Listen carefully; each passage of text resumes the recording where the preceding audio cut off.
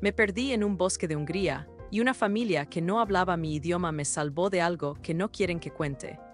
Voy a contar algo que todavía me cuesta digerir, y lo hago aquí porque necesito soltarlo de alguna manera. No sé si busco consejo, aprobación o simple desahogo. Solo quiero que alguien en algún lugar sepa lo que viví. Algunas personas me siguen en redes y me han llamado privilegiado. Piensan que mi vida consiste en tomar aviones baratos y posar con el atardecer de fondo. Nadie imagina las partes menos románticas. La sensación constante de estar huyendo, el peso de una mochila que duele más en el corazón que en la espalda, y las noches de insomnio en hostales fríos donde nadie te conoce ni te pregunta cómo estás. Pero hubo un suceso en particular que cambió mi modo de ver el mundo, y por más que lo intente, no logro borrarlo de la mente. Me llamo Mateo Villalobos, tengo 26 años y soy de Guadalajara, México. Estudié filosofía en la universidad, carrera con la que soñaba hacer algo grande, aunque jamás estuve seguro de qué. Dejé mi ciudad por una ruptura amorosa bastante dura, pero no fue la única razón. Había algo más profundo, una especie de hartazgo con el rumbo que mi vida llevaba. Siempre he sido un tipo reflexivo, tal vez demasiado melancólico, y sentía que mi hogar se había vuelto una trampa emocional. Tenía que irme lejos. Así que convertí mis ahorros en un boleto de avión y decidí recorrer Europa del Este con una mochila casi más grande que yo, llena de parches que iba coleccionando en cada lugar que pisaba. Algunos me llaman aventurero, yo no estoy tan seguro de que esa sea la palabra. Me considero un escapista. Después de 8 meses rodando por países como Polonia, Eslovaquia, Serbia y Rumanía, me sentía más perdido que nunca. Subía fotos a Instagram con títulos como "La libertad es no tener planes", y recibía montones de comentarios diciendo que envidia, vives el sueño, o ojalá yo pudiera ser como tú. No sabían que las sonrisas en esas fotos, muchas veces, eran solo un intento de convencerme a mí mismo de que ser libre compensaba la soledad que cargaba. Siempre me acompañaba un hueco en el pecho, una mezcla entre nostalgia y culpa que no terminaba de entender. Bueno, en realidad sé la razón de ese hueco. Mi hermano menor desapareció en una excursión en la Sierra del Tigre, cerca de Zapotlán. Nunca lo superé. Él era mi cómplice, mi mejor amigo, y se fue de la noche a la mañana sin dejar rastro. A partir de ese momento, viajar se convirtió en una manera de buscar lo imposible, como si cada camino me acercara un poquito a él. Tal vez, en el fondo, me estaba castigando a mí mismo. Sentía que si yo no podía encontrarlo, por lo menos debía poner mi propia existencia en riesgo, salir de mi zona de confort y enfrentarme a lo desconocido. Es lo más honesto que puedo decir. Cuando llegué a Hungría, venía de pasar una temporada en Rumanía, metido en pueblos rurales donde todo parecía salido de un cuento antiguo. Había oído de unas cuevas en la zona de Agtelec, un parque nacional famoso en su región por sus formaciones subterráneas. Me pareció interesante. Siempre me han gustado los lugares poco transitados por el turismo de masas, y pensé que podía acampar un par de noches en la periferia, ahorrar un poco de dinero y disfrutar del paisaje. Jamás imaginé que sería la experiencia más confusa y aterradora de mi vida. Recuerdo que llegué a un pequeño poblado que, según el mapa, estaba relativamente cerca de las cuevas. Mi plan era sencillo: caminar un par de kilómetros bosque adentro y pasar la noche en mi tienda de campaña. En aquel momento, me enorgullecía de mi espíritu aventurero. No pensaba en los riesgos reales. Quería vivir sensaciones más intensas que las de los típicos paseos organizados para turistas. Así que seguí un sendero que se internaba entre árboles altos y frondosos. Aunque el día estaba un poco nublado, el aire se sentía limpio y fresco, algo que me encanta. La sensación de estar respirando naturaleza pura. La primera noche en ese bosque fue extraña, pero nada alarmante. Armé mi tienda, preparé algo de comida liofilizada y me puse mis audífonos para escuchar mi playlist de siempre. Explosion Sinteski, Gustavo Santaolalla y algunas grabaciones de sonidos naturales que me encantaba llevar conmigo. Esas composiciones me ayudan a pensar, a sumirme en mi propio microcosmos de ideas. Cerré los ojos convencido de que, a la mañana siguiente, me levantaría para continuar mi camino hacia las cuevas. Al día siguiente me di cuenta de algo: mi teléfono no cargaba la señal. Había bajado la app de mapas Offline por precaución, pero no era perfecta y, extrañamente, ni siquiera esa aplicación funcionaba con normalidad. Parecía que mi GPS se había vuelto loco, mostrándome rutas incongruentes. En lugar de asustarme, me lo tomé como un desafío. Me dije, hey Mateo, esto es lo que querías. Aventura de verdad, no hay que entrar en pánico.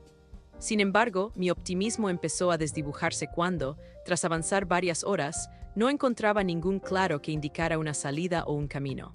Era como si el bosque se extendiera cada vez más, y las pocas señales que veía, unas extrañas marcas talladas en la corteza de algunos árboles, no tenían ningún sentido para mí.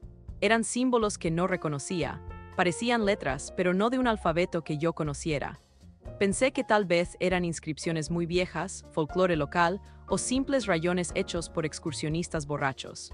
Pasaron 2 días sin que lograra orientarme. Me quedaba poca comida, y aunque tenía una botella de agua de 1,5 litros, comencé a notar que se vaciaba más rápido de lo que quería admitir. Lo que más me inquietaba era que mi celular seguía sin funcionar, ni para mapas ni para llamadas. Empecé a sentir un hormigueo en el estómago, esa sensación que anuncia que algo no va bien.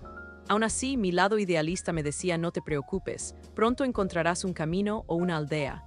Pero estaba equivocado. El tercer día, hambriento y ya con la garganta seca, escuché algo que me alteró los nervios. Golpes metálicos, como si alguien estuviera golpeando metal contra metal a lo lejos, acompañados de un canto muy agudo, casi un lamento. Me puse de pie rápidamente y traté de seguir ese sonido, convencido de que significaba presencia humana y, por lo tanto, ayuda. Pero en cuanto avancé, el canto se silenció de golpe, como si se hubiese esfumado en el aire. Fue en ese momento que perdí la calma por completo. Empecé a llamar en voz alta, «Ello, hola, Isa ni vodi tere», y mi voz resonaba entre los árboles, pero nadie contestaba. La desesperación me invadió hasta que mis piernas no dieron más. Me dejé caer sobre un tronco, con la cabeza dándome vueltas, sintiendo un punzante dolor de hambre y deshidratación. Recuerdo que cerré los ojos y en mi mente apareció la imagen de mi hermano menor. Fue un flashazo que mezclaba recuerdos de mi niñez. Nosotros jugando en el jardín de la casa de mis abuelos, él riendo con esa alegría genuina que tenía. Sin querer, se me llenaron los ojos de lágrimas. Así se había sentido él antes de desaparecer. Una mezcla de desconcierto, fatiga y un presentimiento terrible, y de pronto escuché pasos. No sé si fue mi instinto, pero abrí los ojos y vi a una niña de no más de 8 o 9 años. Tenía el cabello castaño, vestía ropa sencilla y me miraba con una mezcla de curiosidad y preocupación. No decía nada, solo me observaba. Con la voz temblorosa le solté unas palabras en inglés. «Im lost, can yo help me?» Ella ladeó la cabeza como si no entendiera. Probé en español casi suplicando, aunque sabía que era inútil. «Por favor, ayúdame», nada, pero la niña me tomó de la mano con firmeza y empezó a guiarme entre la maleza. Estaba tan aturdido que no me resistí. Estar con alguien, aunque fuera una desconocida, me generaba un alivio inmediato. Caminamos varios minutos en silencio, hasta que llegamos a una cabaña de madera oculta entre árboles mucho más tupidos. Se veía vieja, pero sólida. Junto a ella, un pequeño granero y un corral vacío. Afuera, sentado en un tronco, había un anciano con aspecto serio, vestido con ropas gastadas. A su lado, una mujer de rasgos duros y manos fuertes, que parecía ser la madre de la niña. También había un niño pequeño, tal vez de 4 o 5 años, que me miraba fijamente con una mezcla de timidez y asombro. La familia me observó sin pronunciar palabra. Yo intenté decir algo en inglés, luego intenté chapurrear un par de frases en francés, y finalmente me rendí. La mujer me hizo un gesto para que entrara a la cabaña. Parecía apurada, como si no quisiera que me quedara afuera ni un segundo más. Dentro había muy poca luz. Las paredes eran de madera desnuda, sin adornos. La única fuente de calor era una chimenea rudimentaria, con una olla colgando donde hervía algo que olía a carne y vegetales. Sentí mi estómago rugir de inmediato. La niña me hizo sentar en una silla y la mujer me ofreció un tazón con aquel caldo humeante que, en ese instante, me supo a gloria. Mientras lo bebía, noté que todos me observaban con intensidad, pero sin hostilidad. Les decía thank you, juntando las manos en señal de gratitud. Y aunque ellos no respondían, podía notar cierta empatía en su gesto. Las siguientes horas fueron un alivio y un desconcierto en partes iguales. Me dejaron acostarme en una especie de camastro. La niña se sentó al lado, sosteniendo mi mano como si temiera que me desvaneciera. El anciano me rodeaba cerca de la puerta, mirando de reojo hacia afuera, siempre atento a algo. La mujer siguió cociendo más caldo y poniéndolo en una vasija grande, como si anticipara que me quedaría allí un tiempo. El niño me observaba desde un rincón. Cada vez que yo intentaba preguntarle algo, se escondía un poco más. Noté que no había ni un solo aparato eléctrico en la casa, ni lámparas, ni radios, nada. Tampoco veía cables o transformadores. Fue como un salto a otra época, pero no tuve energía para cavilar mucho al respecto. El cansancio era abrumador. Me dormí con la idea de que, al día siguiente, quizás podrían ayudarme a encontrar un poblado más grande, o por lo menos indicarme la dirección.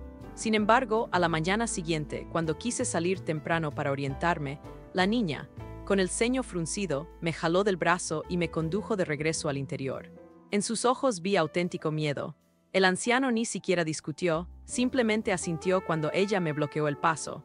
Esa actitud comenzó a ponerme nervioso. Los días siguientes se convirtieron en una rutina inquietante. Apenas amanecía, la mujer me ofrecía un poco de pan duro con un caldo espeso. Nadie pronunciaba palabras que yo entendiera, pero me hacían gestos para que descansara, para que no saliera muy lejos. Empecé a notar costumbres extrañas en la casa. Por ejemplo, cada atardecer, el anciano clavaba una herradura en la puerta principal, sacándola al día siguiente para repetir la acción cada noche. Además, la mujer solía susurrarme cosas mientras yo dormía, frases que no comprendía, pero que en su tono sonaban más a advertencias que a cantos de cuna. Era como si se esforzara en decirme algo que mi cerebro no terminaba de captar. El primer día que me atreví a explorar un poco los alrededores de la cabaña, encontré el granero. Tenía una puerta a medio caer y me colé casi sin querer. Estaba lleno de trastos, herramientas oxidadas y sacos de tela que parecía contenían granos o harinas. Pero lo que más me impactó fue hallar, en un rincón, una caja de madera con documentos y objetos personales de otras personas. Pasaportes, tarjetas de identidad, viejos celulares, tarjetas SIM, llaveros. Revisé algunos pasaportes y vi nombres alemanes, franceses, incluso uno que parecía australiano. Muchos tenían fechas de nacimiento variopintas, fotografías de hombres y mujeres de distintas edades. Fue tan chocante que sentí un escalofrío subiéndome por la espalda. ¿Quiénes eran esas personas? ¿Por qué sus cosas estaban ahí?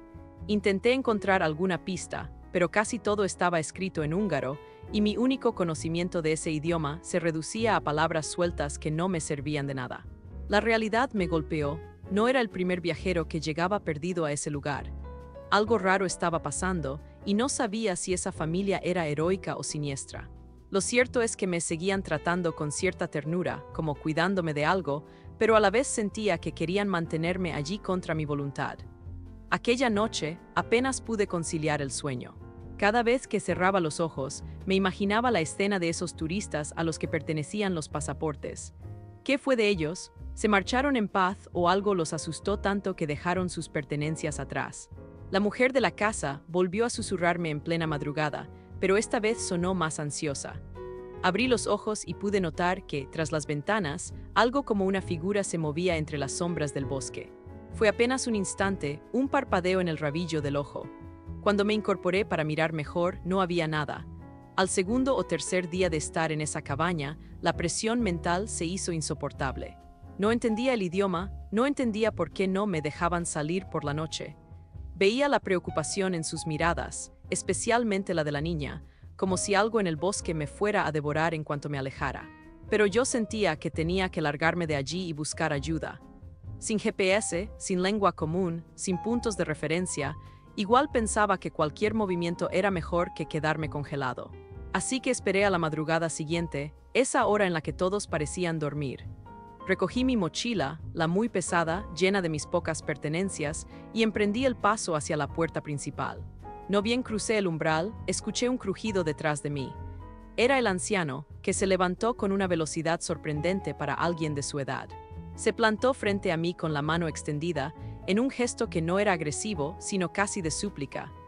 Me habló por primera vez en un susurro ronco, como si tuviera la garganta dañada. Dijo algo que no entendí completo, pero capté la frase final, "Ne mon del Senkinek". Mucho después descubriría que significa "no se lo digas a nadie". En ese momento, no entendí, solo supe que sus palabras sonaban desesperadas. El anciano sacó de uno de sus bolsillos un objeto extraño. Un crucifijo fabricado con huesos y metal oxidado, atado a una cuerda de cáñamo. Me lo ofreció con la mano temblorosa. Yo lo miré sin saber qué hacer. No soy religioso, aunque mi familia en México sí solía serlo. Aún así, tomé el crucifijo. Al recibirlo, sentí una especie de escalofrío, no sé si por la frialdad del metal o por algo más profundo. El anciano me miró a los ojos y tuve la impresión de que estaba llorando en silencio, como si quisiera advertirme de algo que ni él sabía explicar. Su tristeza me conmovió, pero mi determinación por largarme seguía intacta. Le hice una leve inclinación de cabeza a modo de agradecimiento y salí de la cabaña. Apenas di unos pasos hacia el bosque, sentí un cambio extraño en el ambiente.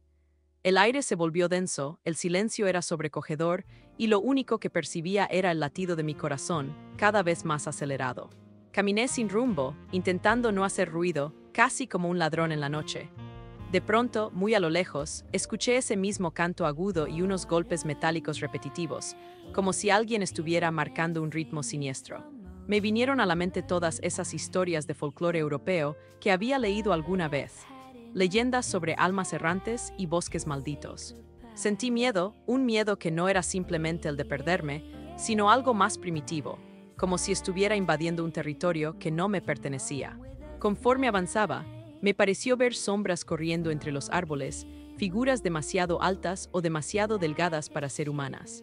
Probablemente era mi imaginación desbordada, producto de la angustia y el cansancio, pero no me detuve para comprobarlo. Solo quería salir de ese maldito bosque y encontrar un camino pavimentado, un poste de luz, lo que fuera.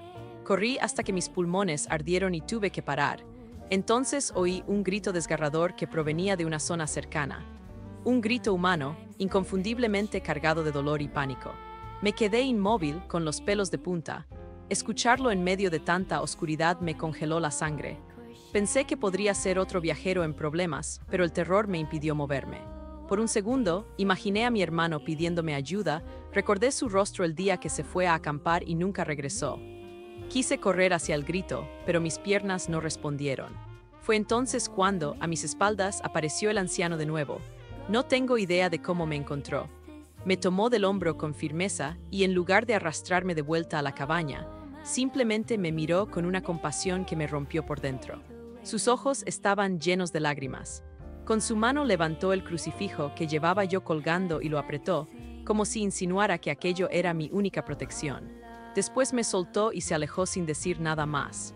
Me quedé un rato ahí, aturdido, intentando entender por qué había venido a buscarme si él mismo me había entregado ese objeto para que me marchara. No sé cuánto tiempo estuve dando vueltas en la oscuridad. Los árboles parecían gigantescos, las sombras se hacían más y más amenazantes.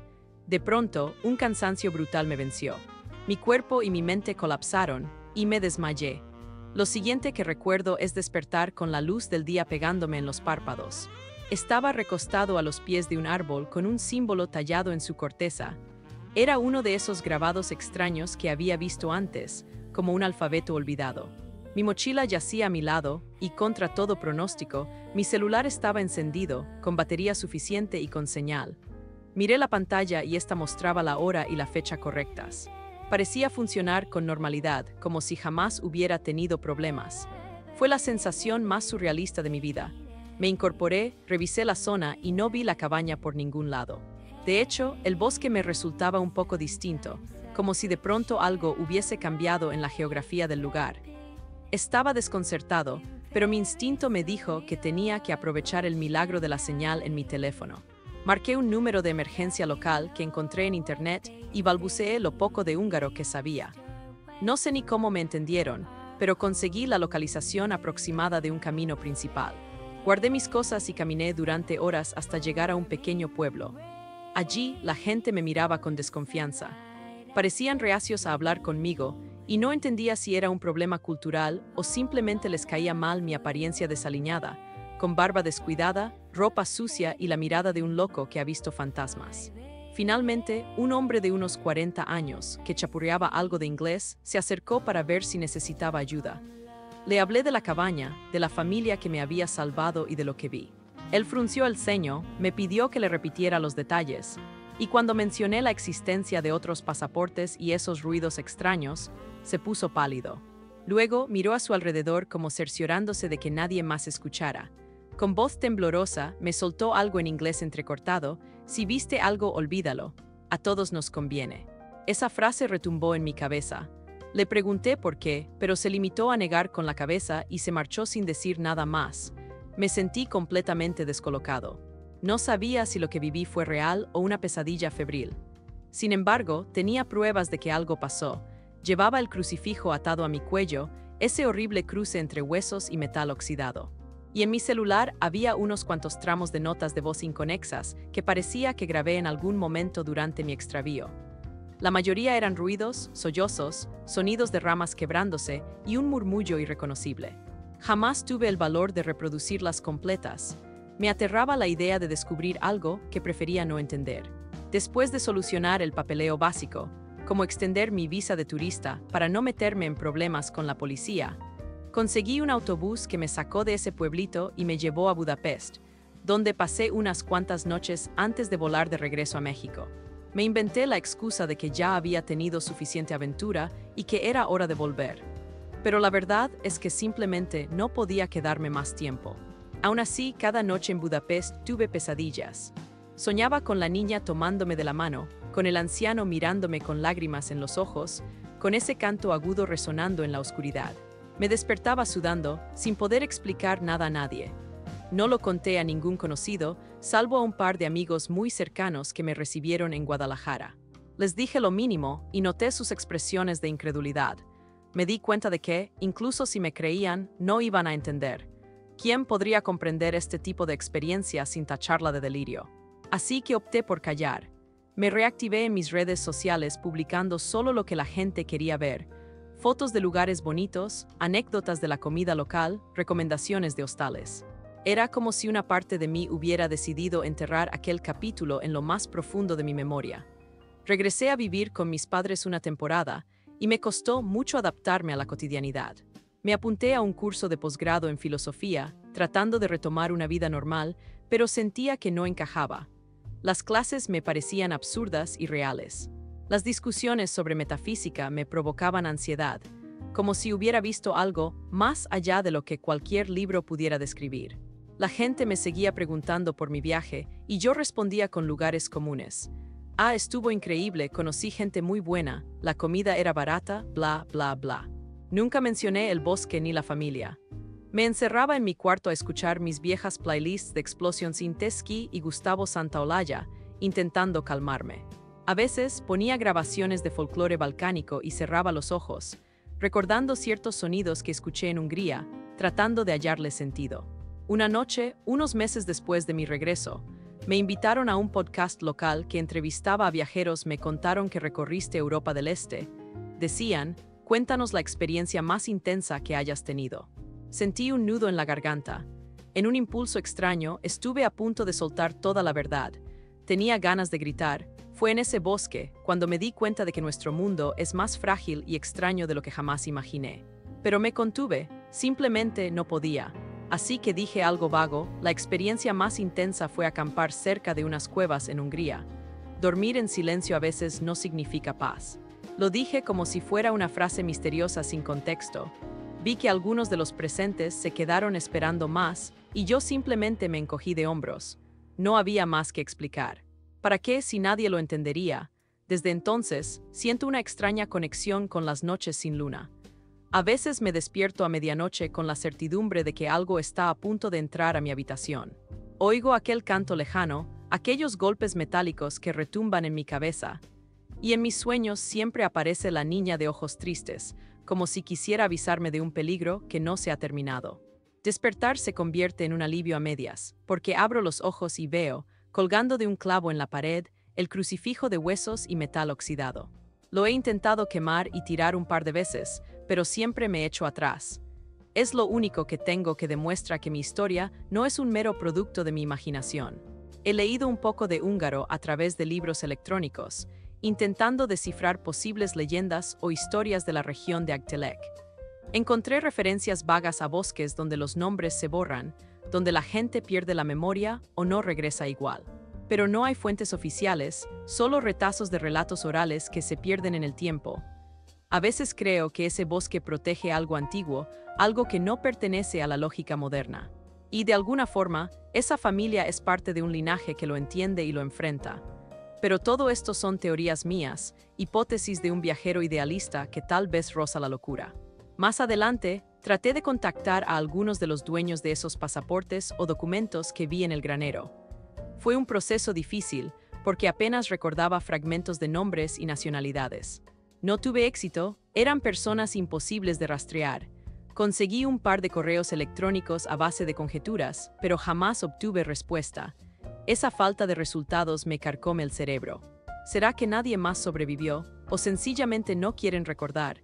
Tal vez hacen lo mismo que yo, callar. Ahora, cada vez que miro mis redes sociales y veo que alguien me pregunta, y ese crucifijo que a veces asoma en tus fotos, ¿de dónde salió?, me encojo de hombros y contesto una mentira piadosa.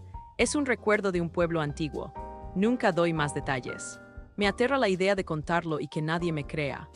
O peor aún, me aterra la idea de que me crean y todo este misterio se haga más grande, despertando curiosidades peligrosas. Para mí, viajar solía ser la forma de escarbar en mi interior, de buscar respuestas que nunca hallé en mi ciudad. Era una forma de sentir que seguía conectado con mi hermano, que en cualquier montaña nevada o en cualquier valle remoto podría encontrar un indicio de él. Pero ese viaje a Hungría me cambió por completo. Regresé a México con la certeza de que hay límites que no debemos cruzar, senderos que es mejor no explorar si no estamos preparados para enfrentarnos a lo que vive en ellos. O puede que sí tengamos que explorarlos, pero con la conciencia de que, después de ver determinadas cosas, jamás volveremos a ser los mismos. He tratado de seguir con mi vida. Enseño algunas clases de filosofía en línea, ayudo a un tío con su tienda de antigüedades, y de vez en cuando publico reseñas de libros de viaje en Goodreads, donde hablo mucho de Kundera, de ese y de otros autores obsesionados con la búsqueda del yo. Mis reseñas siempre terminan derivando en reflexiones sobre el vértigo que nos produce la libertad. Es inevitable. Siento que esa experiencia en el bosque me forzó a ver que la libertad que tanto ansiaba no era nada si no iba acompañada de responsabilidad hacia mí mismo y hacia los demás. A veces ese "no se lo digas a nadie" del anciano me persigue. Me pregunto si he incumplido su orden al escribir esto aquí, si estoy tentando a la suerte al compartirlo. Pero no aguanto más el silencio. Tal vez, de cierta forma, compartirlo en este espacio anónimo sea mi manera de liberarme un poco de aquella culpa absurda por haber salido con vida cuando hay otros que seguramente no lo lograron. O incluso de la culpa de no haberme atrevido a investigar más, de no haber hecho nada por la familia que me salvó, de no haber indagado en esas cajas llenas de pasaportes con mayor detenimiento. Pero lo hecho está, y lo que no se hizo también pesa. Ahora que escribo estas líneas, miro el reloj y veo que se me ha pasado el tiempo volando, pero a la vez siento que revivir todo esto me consume la energía. No quiero sonar dramático, pero a veces me parece que una parte de mí se quedó en ese bosque, atrapada en la mirada de la niña o en el murmullo de la mujer que me susurraba palabras incomprensibles. Otras noches, sueño con el anciano clavando su herradura en la puerta mientras afuera suenan esos golpes metálicos y voces perdidas. Y me pregunto quién o qué merodeaba la cabaña, por qué necesitaban protegerse así, noche tras noche, y qué habría ocurrido si me hubiera quedado con ellos. Lo único que me hace sentir un poco mejor es que, al final de todo, sigo con vida. Puedo retomar cierto orden en mi existencia, aunque sea un orden ficticio. Puedo escoger no contarlo en entrevistas ni a mi círculo inmediato, pero sí a ustedes, desconocidos de Internet, que quizá me lean con escepticismo o con curiosidad genuina. A veces, las experiencias más auténticas de la vida no buscan credibilidad, solo encuentran un oído atento que las acoja. Y si alguien leyó hasta aquí, se los agradezco de corazón. Si alguna vez viajan por Hungría y se sienten tentados a adentrarse en bosques que no aparecen claramente en los mapas, piénsenlo 2 veces.